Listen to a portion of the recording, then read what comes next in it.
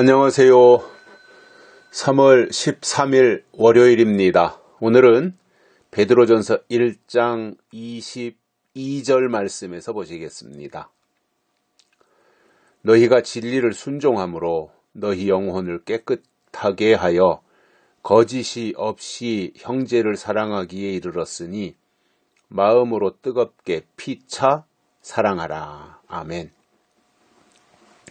우리가 하나님의 사람이라고 하는 것은 먼저 위로는 하나님을 사랑해야 되고 아래로는 이웃을 내 몸과 같이 사랑하라고 하는 것이 주님의 가르침입니다.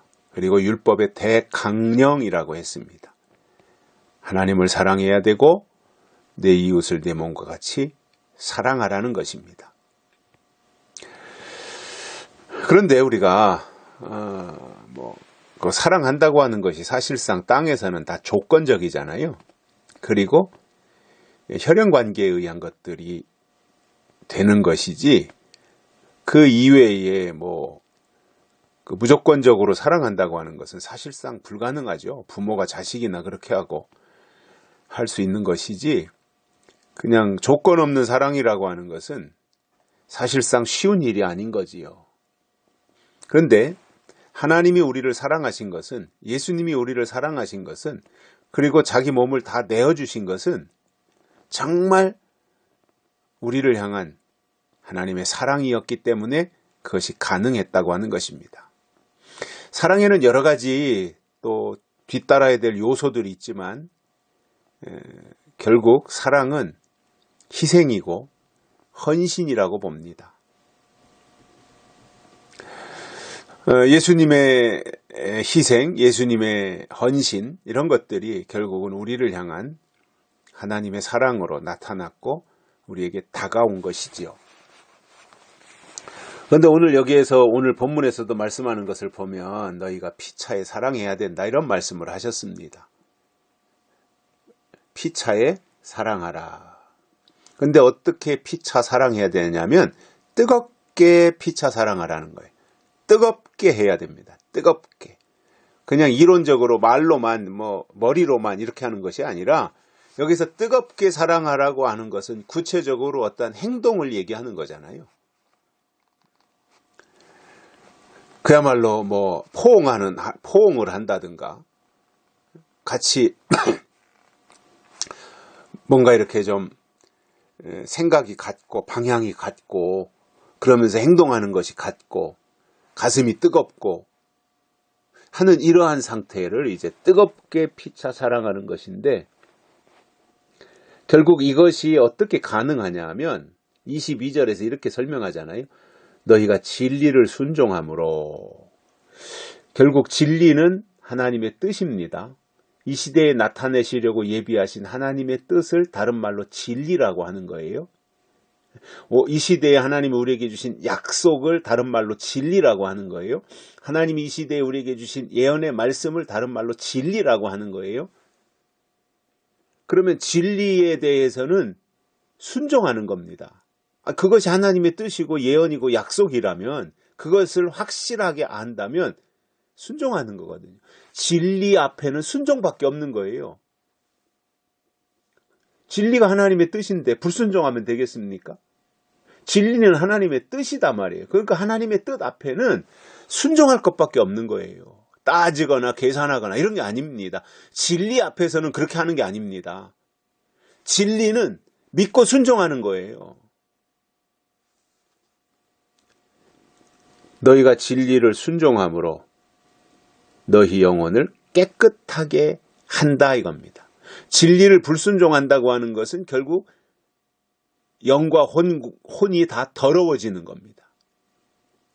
진리가 없다면 더러운 것 자체입니다. 지저분한 것 자체입니다. 그러니까 거기에 온갖 개구리 같은 새 영이 들끓을 수밖에 없는 거예요. 더러운 영들이 모이는 집합소가 되는 거죠. 더러우니까요. 그런데 진리를 순종하면 영혼이 깨끗해집니다. 하나님의 약속이 들어오고 하나님의 뜻이 들어오면 그의 영혼은 점점 깨끗해지는 거예요. 그래서 진리가 오는 것만큼 비진리가 내 안에서 떠나가는 겁니다. 하나님의 약속의 말씀이 들어오는 것만큼 세속적이고 변질되고 육에 속하고 했던 이 모든 것들이 점진적으로 떠나가는 거예요. 그래서 하나님의 약속이 우리 안에 임하는 것만큼 우리 속에 자리 잡고 또아리 틀고 있던 것들이 그만큼씩 떠나가는 거예요. 마치 빈 병에는 공기가 들어있지 않겠어요? 빈 병. 사이다를 다 마시고 난 빈 병에는 공기가 들어있는데 거기에 물을 부으면 물이 채워지는 것만큼 공기는 나가는 겁니다. 하나님의 약속이 우리 안에 들어오는 것만큼 그 분량만큼 땅에 속한 거짓 것들은 비워지게 되는 겁니다. 그래서 우리가 우리의 영이 깨끗해지는 길은 진리에 대한 순종입니다. 오늘 이 시대에 하나님이신 진리를 단도직입적으로 한마디로 말한다면 저는 요한계시록이라고 생각을 합니다. 요한계시록은 순종하는 겁니다. 요한계시록은 따지는 게 아닙니다. 순종하는 겁니다. 단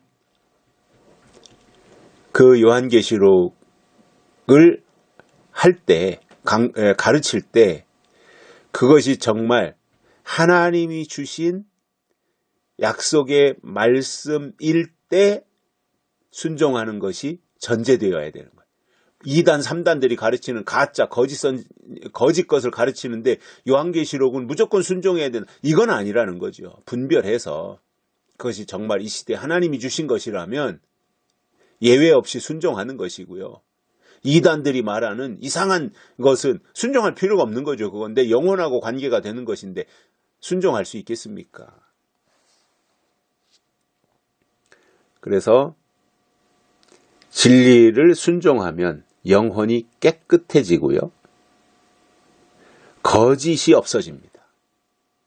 깨끗해진 심령은 거짓이 없어져요.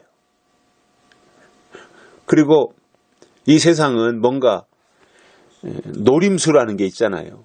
또 기대 심리가 있잖아요. 내가 이렇게 해줌으로 저 사람도 나에게 이렇게 해주기를 바라는 어떤 기대 심리, 조건적인 것들이 다 있지 않습니까? 그리고 그것이 또 발전하면 거짓말도 하고. 그런데 영혼이 깨끗해지면 거짓이 없어요. 그리고 거짓이 없이 형제를 사랑하는 단계까지 이르게 되는 거예요. 이게 진짜 사랑인 거죠. 아가페적인. 하나님이 원하시는 사랑이 그런 것이지 않겠습니까? 아가페적인 사랑. 조건이 없이, 거짓이 없이 형제를 사랑할 수 있는. 믿음의 동역자들을 진정으로 사랑하고 뭔가 필요를 제공하고 또 깨달은 바를 서로 나누고 할 수 있는 이 단계가 형제를 사랑하는 단계라고 봅니다. 그렇게 되면 마음으로 뜨겁게 피차 사랑할 수 있습니다. 어떤 이성적인 사랑이 아니라 정말 영적인 사랑, 거짓이 없이, 그리고 영혼이 깨끗한 상태에서 하나님이 주신 예언의 말씀을 전제로 함께 사랑한다는 거죠. 고린도전서 13장에 보면 사랑장인데 사랑에 대해서 보면 사랑은 언제나 오래 참고 온유하며 이렇게 쭉 나가다가 사랑은 무례히 행치 아니하고 모든 것을 참으며 이렇게 설명해 주는 것을 볼 수 있습니다. 이게 진짜 성경이 말씀하는 사랑인 거지요. 그 단계까지 가야 된단 말입니다. 그것이 진리를 순종한 모습입니다. 하나님이 원하시는 그 단계까지 가자 말입니다. 그것이 하나님을 기쁘시게 해드릴 수 있는 신앙의 모습인 것입니다. 여기까지 하겠습니다. 고맙습니다.